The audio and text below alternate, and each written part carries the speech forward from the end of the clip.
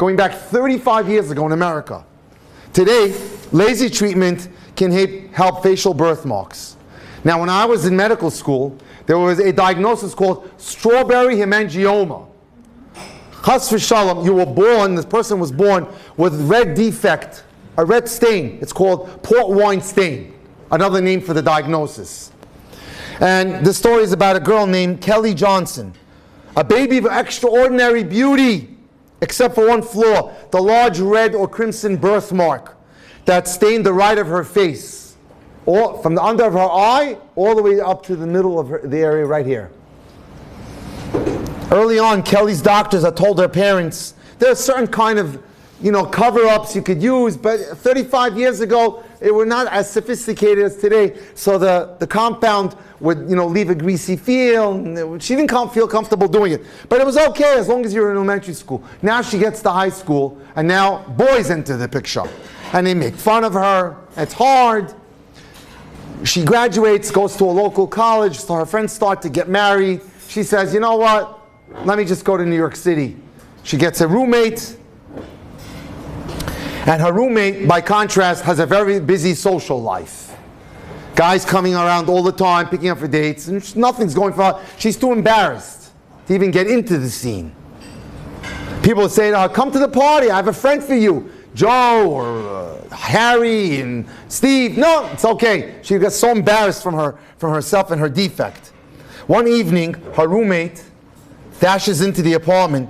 Oh my gosh, she says to her, I'm running late. And my date's going to be here in 10 minutes. There's no way I'm going to be able to be ready. I have to shower, get together. Can you do me a favor, Kelly? Can you just entertain him in the living room until, I'm ready? But. No buts, Kelly. You have to help me out on this one.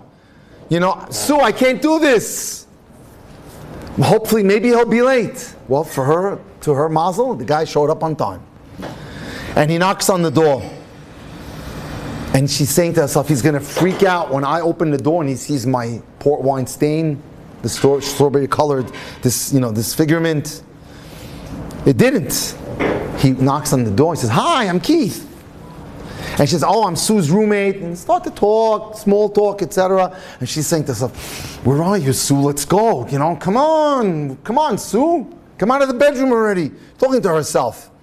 And finally she comes out and she says, Keith, you're in good hands now. Sue says to her, goodbye, Kelly, we'll see you soon. The next evening, Sue still was not back at work when the phone rang. This is pre-cell phone days. It was Keith.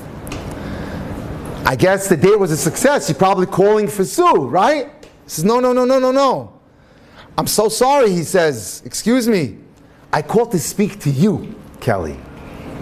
Me, I don't understand. Why do you want to talk to me for? He tells her, Kelly, is it okay? Is it betrayal if a guy wants to go out with a girl's roommate? No. She says to him, no. And they start to talk and he says, it's like this, Kelly. I like you, not Sue. What about my birthmark? Doesn't bother you at all? Listen to what he says. I didn't see the birthmark. I saw your sweetness.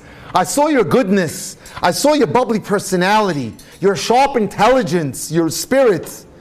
No, the birthmark is insignificant to me. So how about a date, Kelly? 30 years later, they have 5 children, 4 grandchildren, and a very happy marriage. Sometime in their marriage, Baruch Hashem, laser treatments were introduced that were able to completely remove the birthmark. What was he interested in? Not the problem about her birthmark, it was the beauty of her soul. Searching for the Bashert